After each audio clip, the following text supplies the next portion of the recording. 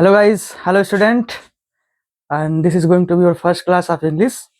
थोड़ा सा हम आपको इंट्रोडक्शन के बारे में बताएंगे कि अंग्रेजी होती क्या है, इंग्लिश है क्या, जैसे कि एक इंग्लिश लैंग्वेज, हिंदी लैंग्वेज। तो पढ़ते पढ़ते हम ना कभी फंस जाते हैं कि अंग्रेजी को कैसे पढ़ा जाए, कैसे समझा जाए, उससे सौतेला व्यवहार करने लगते हैं, उसको एक अलग कंपार्टमेंट में रख देते हैं, उसको समझने की कोशिश ही नहीं करते कि इंग्लिश को लिया कैसे जाए, इंग्लिश को समझा कैसे जाए, और डर हमारा शुरू से ही बना रहता है। तो धीरे धीरे स्टार्ट करेंगे। थोड़ी सी पहली क्लास हमारी है, थोड़ा सा हेजिटेशन हो सकता है हमको। और my name is Manoj Kumar Verma and I am your friend, your close friend. जैसे आप हो हमारे दोस्त, वैसे हम आपके दोस्त हैं। और आराम से स्टार्ट करेंगे इंग्लिश की क्लास अपनी। तो बेसिकली देखेंगे कि इंग्लिश को स्टार्ट कैसे करना होता है। तो आज हम थोड़ा सा इंट्रोडक्शन के बारे में बात करेंगे। इंट्रोडक्शन। अब इंट्रोडक्शन में क्या पहले बात करते हैं कि इंग्लिश है क्या। इंग्लिश मात्र एक लैंग्वेज ही तो है। English language, LANGUAGE, English language. अब भाषा का मतलब होता है बोलना। इंग्लिश को बोलना है तो भाषा को एक्सप्रेस भी करना है, उसको लिखना है। तो इंग्लिश को जैसे लिखा कैसे जाए, बोला तो जा ही सकता है कि इंग्लिश लैंग्वेज है। तो किसी लैंग्वेज को बोला भी जाता है, लिखा भी जाता है। तो सबसे बड़ी बात होती है कि इंग्लिश एक लैंग्वेज है। तो इसको लिखना मतलब कि क्या होता है, स्क्रिप्ट इसकी क्या हो सकती है, जिसको हम हिंदी में बोलते हैं लिपि। लिपि लिखते कैसे हैं इसको। दूसरी बात लैंग्वेज की होती है कि टू स्पीक, बोलना किसी भाषा को। कोई भी भाषा हो सकती है, जैसे कि हिंदी की बात करें, हिंदी को हम बोलते हैं और लिखते किसमें, देवनागरी लिपि में। ऐसे ही इंग्लिश लैंग्वेज की जो लिपि होती है वो क्या होती है, रोमन। रोमन में इसको लिखते हैं। जो भी हम वर्णमाला इसका पढ़ते हैं, अल्फाबेट पढ़ते हैं, लेटर पढ़ते हैं, upper case letter, lower case letter, A to Z, ठीक है, और A से Z तक इस तरह से चलता है। तो ये इसकी स्क्रिप्ट हो जाती है रोमन, और ये हमारी क्या हो जाती है, लैंग्वेज। इसको बोलना होता है। अब इस भाषा को समेटा कैसे जाए, इस भाषा को शुरुआत कैसे किया जाए, पढ़ा कैसे जाए इसको। ये तो नहीं हो सकता है कि कहीं से भी उठा के पढ़ना स्टार्ट कर दें। इसका स्ट्रक्चर होगा, प्रॉपर स्ट्रक्चर होगा कि बेस कहाँ से स्टार्ट करें और कहाँ से बढ़ते चले जाएं। तो लेट अस सी कि अभी जो देखा जाता है, पहले एग्जाम्स में जो होता था, चाहे वो बोर्ड एग्जाम्स हो गए, 9th 10th 11th 12th हो गया, चाहे कुछ भी हो गया, लेकिन आजकल क्या है, जो ट्रेंड है, हमारे जो पेपर आ रहे हैं उसको देखा जाए तो वो सारे पेपर उसी तरह से सिमिलर हैं जैसे कि हमारे कॉम्पिटिटिव एग्जाम्स में है। ठीक है, अगर हम उसको शुरू से पढ़ें तो वो चीज़ हमें कॉम्पिटिटिव एग्जाम में भी काम आएगी। तो देखते हैं, जैसे कि पहला अगर हम पेपर देखें बोर्ड का, चाहे 9th 10th 11th 12th का किसी का देख ले, तो होना भी चाहिए इसे। तो हमको दिखता है RC। RC मतलब होता है रीडिंग कंप्रीहेंशन। कंप्रीहेंशन। अब कंप्रीहेंशन क्या होता है, this is first point. Comprehension मतलब होता है to comprehend something, to comprehend something is to read. पहले इसको पढ़ेंगे, उसके बाद क्या करेंगे, अंडरस्टैंड, पढ़ के इसको अंडरस्टैंड समझेंगे, उसके बाद क्या होगा, इसमें रिस्पॉन्ड करेंगे। ठीक है, रीड, अंडरस्टैंड एंड रिस्पॉन्स, तीन चीजें होती हैं साथ साथ। आपने बोर्ड एग्जाम दिया होगा, पेपर को खोला होगा, पहले ही अनसीन पैसेज, इसको आप बोलते हैं, पैसेज मिल गया, क्या करेंगे, पैसेज को पढ़ेंगे, पैसेज को समझेंगे, फिर उसके बेस पे क्या उसमें क्वेश्चन आंसर दिए होंगे। तो पहला पड़ाव यही होता है। आप कोई भी एग्जाम दे लो, SSC का दे लो, रेलवे का दे लो, ठीक है, बैंकिंग का दे लो, सब में रीडिंग कंप्रीहेंशन आना ही आना है। और बेसिक यही होता है, लैंग्वेज का मतलब ही होता है, लैंग्वेज को पढ़ रहे हो कि रट रहे हो, उसको समझना का मतलब क्या है, रीड अंडरस्टैंड रिस्पॉन्ड। किसी भी भाषा को पढ़ना समझना का मतलब क्या है, उसको पढ़िए, समझिए और रिस्पॉन्ड करिए, तभी तो मतलब होगा कि आप उसको समझ पा रहे हो, जवाब दे पा रहे हो। नहीं, एग्जामिनर आपसे यही चाहता है, कोई भी सिस्टम है, आप सही चाहता है कि उसको समझ रहे हो कि नहीं। लेकिन पहले हम क्या करते थे, क्वेश्चन आंसर रटते थे, टीचर लिखा दिया क्वेश्चन, फिर आंसर लिखा दिया, फटाफट रटते चले जा रहे हैं, रटते चले जा रहे हैं, मतलब ही नहीं पता है। सेंट्रल इंडिया लिखा दिया और ऐसे भी लिखा दिया, आर्टिकल लिखा दिया, एप्लीकेशन सब रट लिया, हो गया। नहीं नहीं बाबा, नहीं, this is not the way to learn any language. Read, understand, respond. कोई भी एग्जाम देने जाइए ऐसे ही होगा। दूसरा हमसे क्या पूछता है, और आरसी में भी तरह तरह से पूछता है वो। कभी पैराजंबल कर दिया, ठीक है। पैराजंबल में क्या होता है कि सेंटेंस को आगे पीछे कर देगा। पैराजंबल, जंबल मतलब मिक्सअप हो जाना। किसी भी घटना को अब दे दिया उसमें, तो पहले सेंटेंस कौन होना चाहिए, उसके बाद दूसरा सेंटेंस कौन होना चाहिए, तीसरा होना चाहिए, ऐसे ही होता है। सब आरसी बेस्ड ही होता है, ठीक है। फिल इन द ब्लैंक्स में आ गया, तो फिल इन द ब्लैंक्स में भी वैसे ही आरसी, आरसी का मतलब ही होता है सेम चीज कि फिल इन द ब्लैंक्स दे देगा, आप उसको पढ़िए, उसको अनुमान लगाइए कि इसमें वर्ड कौन सा वर्ड भरा जाएगा, ऑप्शन दिया रहेगा, आप कर लो जाओगे इस तरह से। तो आरसी का कई तरह से टाइप बन जाता है, ठीक है। ऐसे ही दूसरा आता है हमारा वोकैब। वोकैब में सबसे इंपॉर्टेंट चीज, अब वोकैब भी ऐसी होती है कि सब रटना स्टार्ट कर देते हैं, नहीं समझना होता है, ठीक है। समझते चलोगे तो चीजें भूलेंगे नहीं, रटना स्टार्ट करोगे तो भूल जाएंगे। अब वोकैब मतलब वोकैबुलरी। वोकैब में अब जब हम पढ़ेंगे, वर्ड मीनिंग याद करते चले जा रहे हैं, वर्ड मीनिंग याद करते चले जा रहे हैं, रट रहे हैं, याद ही नहीं हो रहा है, याद हो रहा है, भूल जा रहा है। तो अगर हम देखें आगे इंग्लिश में, या फिर जो इंग्लिश का ट्रेंड है, तो वोकैब में क्या क्या आता है, तो आता है पहला सिनोनिम, ठीक है। दूसरा होता है एंटोनिम कुछ, ठीक है, सिनोनिम एंटोनिम हो गया। वन वर्ड्स सब्स्टिट्यूशन, ठीक है। अभी इंट्रोडक्शन क्लास है तो हम आपको इसे बताते चलेंगे, नहीं तो ज्यादा वीडियो लंबी हो सकती है। तो इस तरह से synonym, antonym, one word substitution, homophones,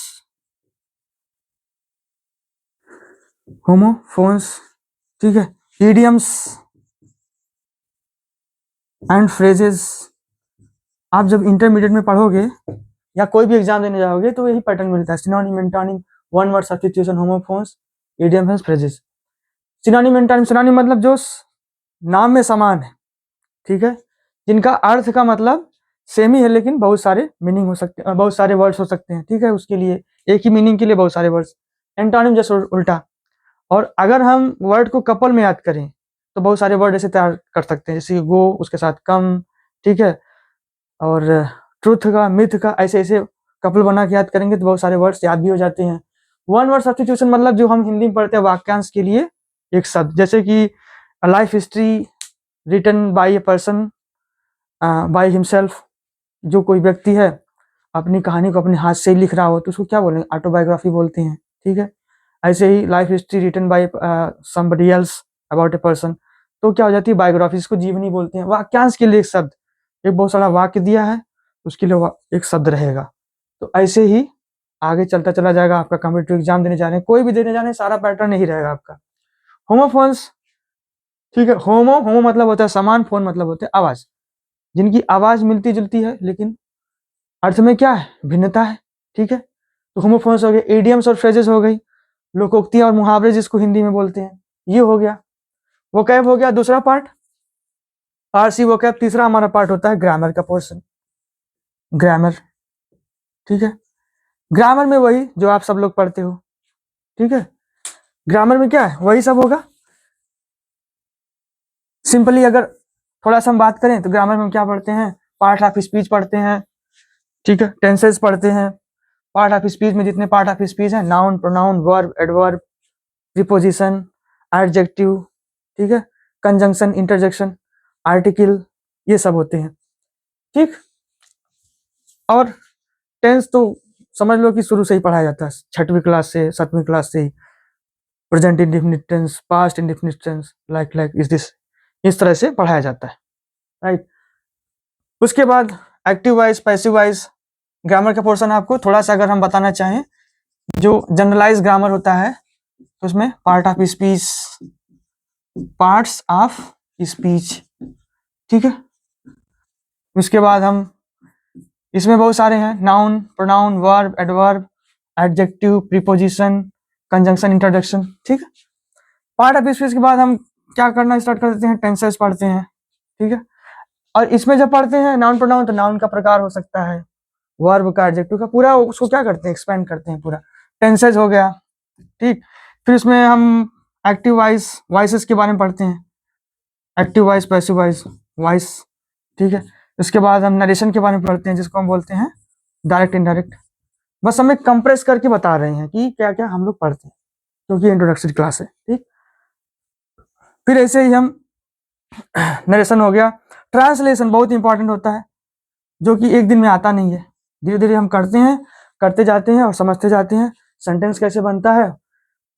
कोई भी एग्जाम हो, ले लो, बोर्ड का एग्जाम ले लो, और कोई व्यक्ति है वो क्या करेगा, आपसे ट्रांसलेशन ही पूछता है। इसमें भी टेंस का यूज होगा, हर एक चीज का यूज होगा ना, तो ट्रांसलेशन का भी पार्ट उसी में ग्रामर में आ जाता है। तो लाइक दिस, ये ऐसा से चलता रहता है। ग्रामर हो गया, तो पहला हमने डिस्कस किया आरसी, दूसरा वोकैब और ग्रामर।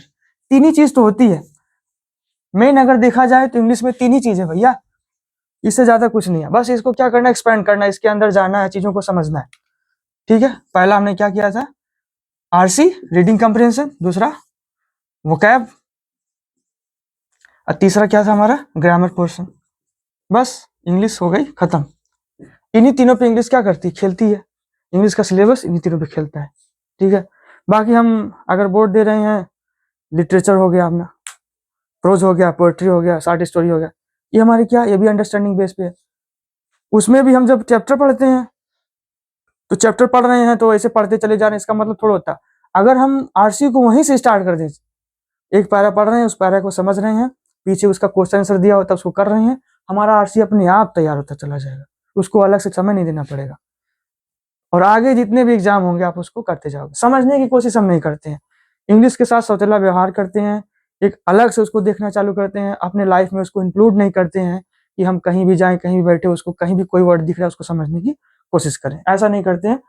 इसीलिए इंग्लिश क्या धीरे धीरे क्या हो जाती है, वो कठिन होती चली जाती है, ठीक है। लैंग्वेज ही तो है, जैसे हमारी हिंदी भाषा है वैसे हमारी क्या है, इंग्लिश एक लैंग्वेज ही तो है।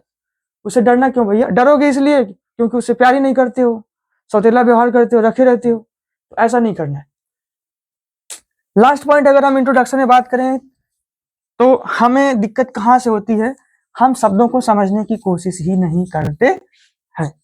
अगर हम एक वर्ड की बात करें, वर्ड से ही तो स्टार्ट होगा भाई, एबीसीडी सबने पढ़ लिया है, ठीक है। लेकिन वर्ड, अगर वर्ड को बेसिकली समझा जाए तो क्या, आप हिंदी देखते हो क्या होता है, एक होता है क्या, उपसर्ग होता है, ठीक है, फिर प्लस मूल शब्द होता है, राइट, देन क्या होता है, प्रत्यय। और सेम चीज वही है यहाँ पे, हम क्या करते हैं, सेम चीज वही है, इंग्लिश में भी वही है, प्रीफिक्स होगा, प्रीफिक्स प्लस रूट वर्ड, फिर क्या होगा, सफिक्स होगा। अब कुछ प्रीफिक्स हो गया, कुछ रूट वर्ड हो गया, कुछ सफिक्स हो गया। अगर हम समझ लें इसको, बहुत सारे रूट्स को तैयार कर लें धीरे धीरे, तो हम उसको बहुत सारे प्रीफिक्स को तैयार कर लें, तो हमारी क्या अपने आप मीनिंग निकलती चली जाएगी। जैसे कि एक वर्ड हो गया कॉमन, अगर इसमें हम प्रीफिक्स जोड़ दें अनकॉमन, तो अन एक क्या होता है, एक निगेटिविटी को बताता है कि कॉमन नहीं है, उभयनिष्ठ नहीं है, हिंदी में इसको बोलते हैं उभयनिष्ठ, ठीक है। इस तरह से ऐसे बहुत सारे वर्ड होते हैं, हम आपको बताते हैं आपको। जैसे कभी आपने सोचा नहीं होगा, प्रेसिडेंट, प्रेसिडेंट, अगर इसको देखें एक एक वर्ब आती है, इससे संबंधित क्या होती है, प्री साइड, ठीक है। अब इसको थोड़ा समझने की कोशिश करें तो ये इसका हो गया नाउन, प्रेसिडेंट अध्यक्ष, इसका हो गया verb, pre plus side, pre मतलब पहली, साइड मतलब जगह, जो सबसे पहले बैठता है प्रेसिडेंट होता है, इस तरह से, ठीक है। ऐसे ही अभी हमने डिस्कस किया तो होमो, होमो क्या हो गया, प्रीफिक्स हो गया, ठीक है, उपसर्ग जिसको हिंदी में बोलते हैं होमो।